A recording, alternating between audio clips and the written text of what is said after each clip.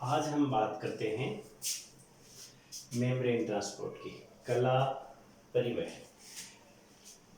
कोशिका जो झिल्ली है, कोशिका झिल्ली के द्वारा किस प्रकार से आयनों का या पदार्थों का जो ट्रांसपोर्ट है वो होता है, उसके बारे में अध्ययन करें। तो हमने बताया था पिछले वीडियो में कि दो प्रकार से ट्रांसपोर्ट होता है, एक पैसिव ट्रांसपोर्ट होता है और दूसरा एक्टिव ट्रांसपोर्ट होता है। पैसिव ट्रांसपोर्ट जो है उसके अंदर किसी प्रकार की कोई ऊर्जा खर्च नहीं होती, एनर्जी कंजप्शन नहीं होता है, ऊर्जा खर्च नहीं होती है। इस प्रकार के ट्रांसपोर्ट की बात करें तो पहला अपन देखते हैं कि सिंपल डिफ्यूजन, सरल विसरण क्या है। सरल विसरण, विसरण क्या होता है कि किसी भी पदार्थ की अधिक सांद्रता हो और वहां से वो कम सांद्रता की तरफ गमन कर जाए। तो हम ये कह दें कि पदार्थों का जो परिवहन है, पदार्थों का परिवहन उसकी अधिक सांद्रता से निम्न सांद्रता की तरफ होता है। तो इस प्रकार के परिवहन को सिंपल डिफ्यूजन कहते हैं, सरल विसरण कहा जाता है। तो इसमें पदार्थों की सांद्रता अधिक है और वहां से आयन है वो आयन या जो पदार्थ है वो कहाँ जा रहे हैं, कम सांद्रता की तरफ। तो जो परिवहन है वो किसके ऊपर निर्भर किया, अणुओं की सांद्रता प्रवणता पर निर्भर करता है। तो परिवहन है वो किस पे, कंसंट्रेशन ग्रेडियंट पर निर्भर करता है, सांद्रता प्रवणता, कंसंट्रेशन ग्रेडियंट के ऊपर वो निर्भर करता है। इसी प्रकार जब आयन ट्रांसपोर्ट होते हैं तो आयंस का जो परिवहन है वो सांद्रता के साथ साथ, सांद्रता प्रवणता के साथ साथ उस जो विलेन है उसकी विद्युत प्रवणता, इलेक्ट्रिक ग्रेडियंट पर भी निर्भर करता है। तो ये दोनों प्रकार की जो ग्रेडियंट्स हैं वो मिलकर इलेक्ट्रोकेमिकल ग्रेडियंट बनाते हैं। इलेक्ट्रोकेमिकल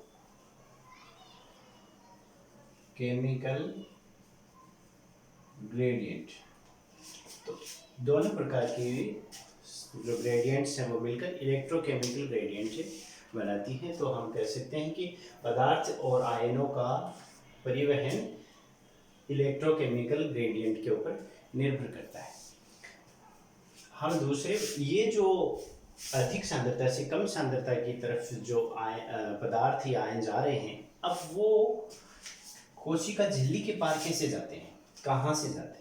तो कोशिका झिल्ली से ऐसे पदार्थों का गमन है वो या तो ये लिपिड स्तर के बीच में जो भी छिद्र है, आउटर ये इनर, तो लिपिड के मध्य में जो छिद्र हैं उनके द्वारा, या फिर प्रोटीन के मध्य में जो भी छिद्र हों उनके द्वारा ये अपने आप बिना किसी ऊर्जा के खर्च किए हुए अधिक सांद्रता से कम सांद्रता की तरफ मूव कर जाते हैं। तो इस प्रकार के जो परिवहन है उसमें सिर्फ सांद्रता का ही रोल है, अधिक सांद्रता थी कम सांद्रता की तरफ छिद्रों से मूव कर गई। अब जो दूसरा प्रकार का जो विसरण आता है, सुगमित विसरण, उसमें क्या होता है, सुगमित विसरण। सुगमित विसरण होता है, ये भी है विसरण ही, लेकिन विसरण में तो पदार्थ अधिक सांद्रता से धीरे धीरे धीरे धीरे कम सांद्रता की तरफ मूव करते रहते हैं। और सुगमित जो विसरण होता है उसमें पदार्थों का तेजी से, तेज गति से, फास्ट होता है, मूवमेंट है वो तेज होता है।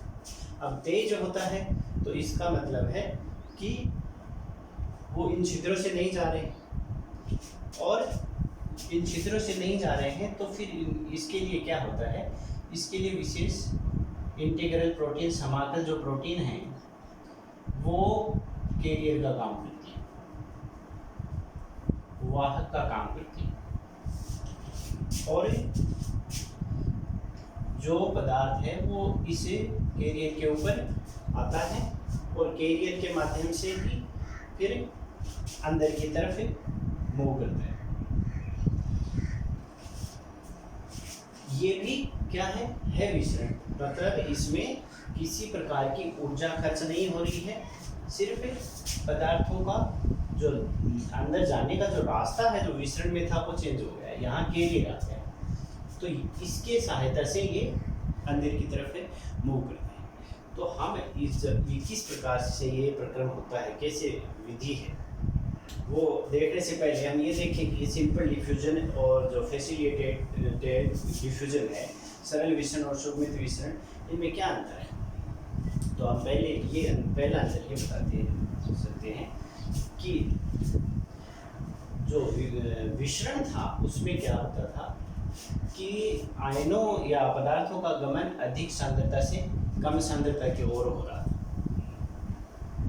लेकिन और जो हम सांद्रता बढ़ा रहे हैं, जो सांद्रता बढ़ाते थे, वैसे वैसे ही विसरण की दर है वो बढ़ती जाती थी, विसरण की दर बढ़ती जाती थी। लेकिन इसे सुगमित विसरण के अंदर ये एक सैचुरेशन काइनेटिक्स का प्रदर्शन करता है। जो सुगमित विसरण है वो क्या करता है, सैचुरेशन काइनेटिक्स का प्रदर्शन होता है। ये क्या है कि जब हम पदार्थों की विसरित होने वाले जो पदार्थ हैं उनकी सांद्रता बढ़ाते जाते हैं तो एक विशिष्ट सांद्रता पर के ऊपर जाकर विशिष्ट सांद्रता पर विसरण की दर है वो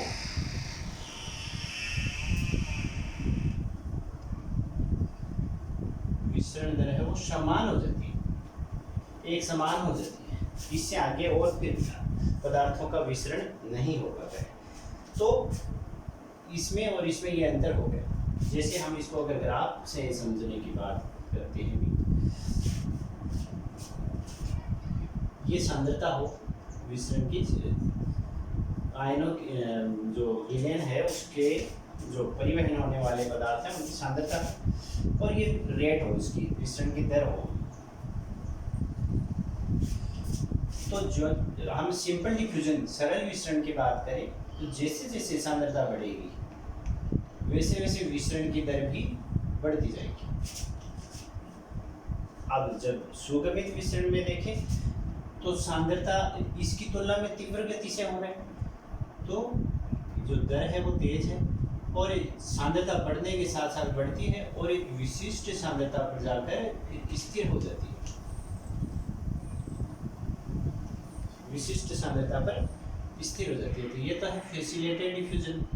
तो ये जो कर्व है ये है सिंपल डिफ्यूजन। तो एक अंतर तो ये हुआ। दूसरा अंतर आता है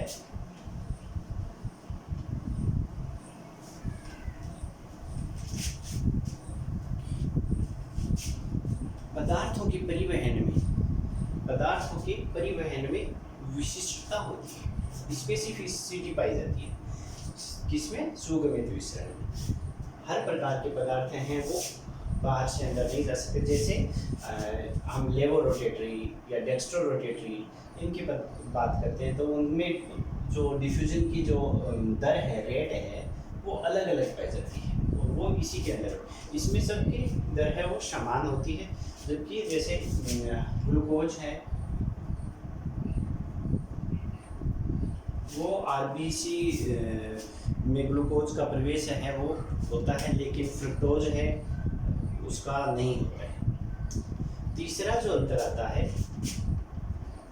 अंतर है वो है कि सुगमित विसरण के लिए वाहक आवश्यक है।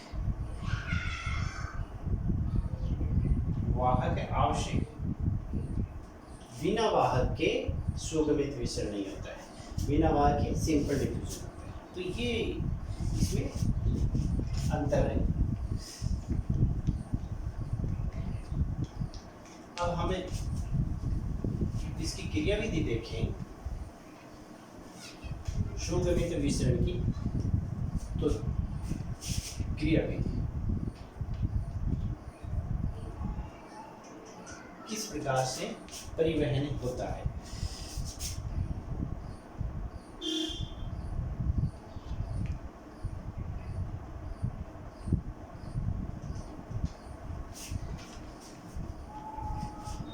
किसी विसरित होने वाले पदार्थ जो है वो क्या करता है, पहले कैरियर के पास आता है, ये कैरियर है,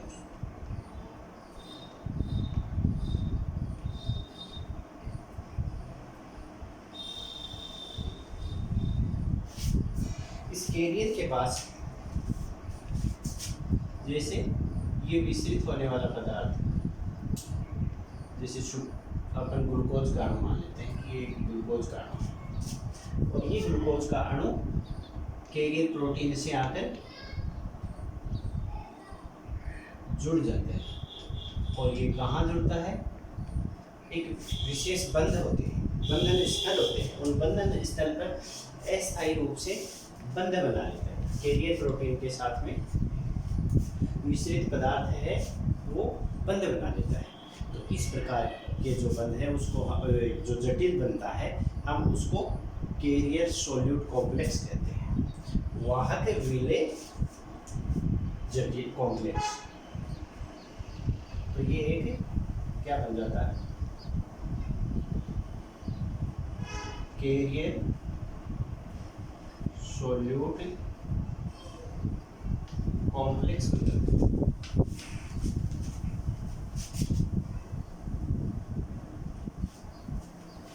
जब ये बंध बन जाता है उसके बाद क्या होता है कि इस कैरियर या जो है ये प्रोटीन है, इसकी जो मॉर्फोलॉजिकल स्ट्रक्चर है उसमें चेंज हो जाता है, और मॉर्फोलॉजिकल स्ट्रक्चर में चेंज होता है तो ये शुगर का अणु अंदर की तरफ आ जाता है। ये इनर साइड थी, ये आउटर साइड थी, तो जो ही मॉर्फोलॉजिकल स्ट्रक्चर में चेंज हुआ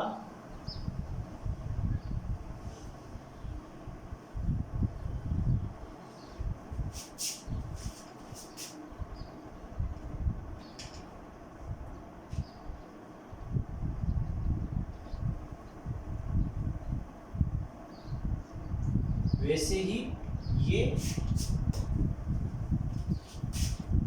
जो मॉलिक्यूल था या शुगर का अणु जो था ये नीचे की तरफ अंदर की तरफ रिलीज कर दिया जाता है, और ये बंध है वो हट जाते हैं जिससे ये शुगर का मॉलिक्यूल अंदर की तरफ रिलीज कर दिया जाता है। तो ये इसमें किसी प्रकार की ऊर्जा का खर्च नहीं हुआ, एटीपी के रूप में कोई ऊर्जा खर्च नहीं हुई है। तो ये क्या है, एक तरह का पैसिव ट्रांसपोर्ट है, ये अपनी इसकी मैकेनिज्म है। आगे आपका जो है वो है पराशरण।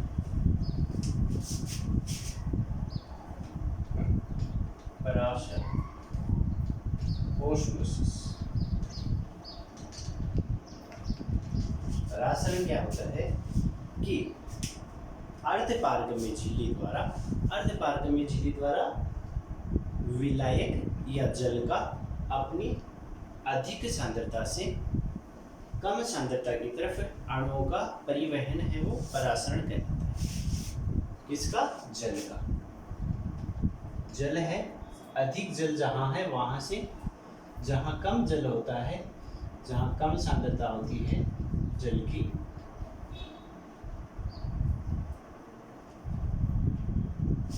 वहाँ जल का गमन है वो पराशरण कहलाता है। तो हम ये कह सकते हैं कि कोई तनु या डाइल्यूट विलियन जो है, तनु विलियन से जल है वो सांद्र विलियन की तरफ आ जाएगी। बीच में क्या है, अर्धपारगम्य झिल्ली। अर्धपारगम्य झिल्ली एक प्लाज्मा मेम्ब्रेन जो है वो वैसी होनी चाहिए, और उसके माध्यम से तनु विलियन से जल है वो सांद्र विलियन की तरफ चला जाए, और ये तब तक जाता रहता है, ये जो जल का जो गमन है, ट्रांसपोर्ट है, ये तब तक होता है जब तक इन दोनों की सांद्रता समान नहीं हो जाती। जब दोनों की सांद्रता समान हो जाती है तो परासरण की क्रिया रुक जाती है।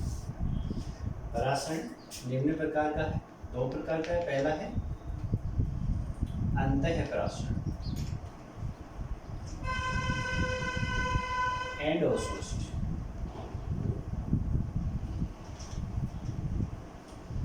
अंतः परासरण क्या है कि ये जैसे कोशिका है,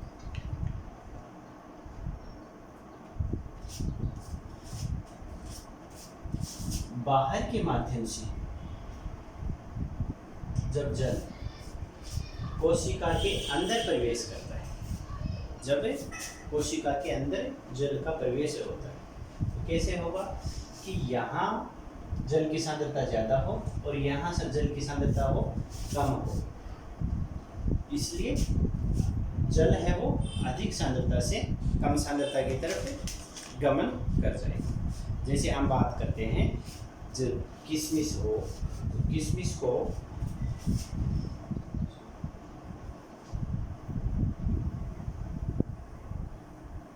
शुद्ध जल में रखें, तो शुद्ध जल में रखें तो जल है वो उसके अंदर प्रवेश करने से वो फूल जाती है। दूसरा है बाह्य परासरण, बाह्य परासरण एक्सोस्मोसिस।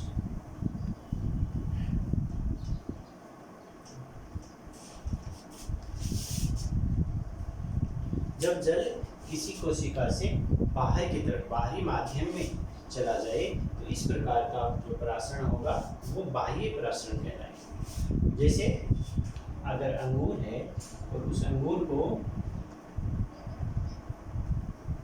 नमक के पानी के अंदर अगर हम थोड़ी देर के लिए भी रख दें तो उस अंगूर से पानी है वो बाहर चला जाता है और अंगूर है वो सिकुड़ जाता है, अंगूर सिकुड़ जाता है। तो ये इसका एग्जाम्पल हुआ। कोशिका जो होती है वो सामान्यतः जो कोशिकाएं होती हैं वो ऐसे वातावरण में रहती हैं, ऐसे सांद्रता के अंदर जो उनका माध्यम है जो ऐसा होता है कि वो दोनों तरफ समान हो। जैसे इस कोशिका है, इस कोशिका के अंदर का परासरण दाब और बाहर इन्वायरमेंट का परासरण दाब हो वो बराबर, दोनों परासरण दाब बराबर होते हैं। इस पर ऐसे माध्यम में सामान्यतः कोशिकाएं मिलती हैं और ऐसे माध्यम को हम समपराश्री आइसोटोनिक सॉल्यूशन कहते हैं। जब ये सांद्रता बाहर की सांद्रता अधिक हो जाती है, बाहर की सांद्रता अधिक हो जाती है कंपेरेटिवली उसके अंदर की सांद्रता से, तो बाहर की सांद्रता अधिक हो गई तो इस प्रकार के जो विलयन होता है उसे हम हाइपरटोनिक सॉल्यूशन कहते हैं, अति पराश्री। और जब बाहर की सांद्रता कोशिका के अंदर की सांद्रता की तुलना में कम होती है तो इसे अल्पपराश्री विलयन कहा जाता है। ये परासरण की क्रिया है।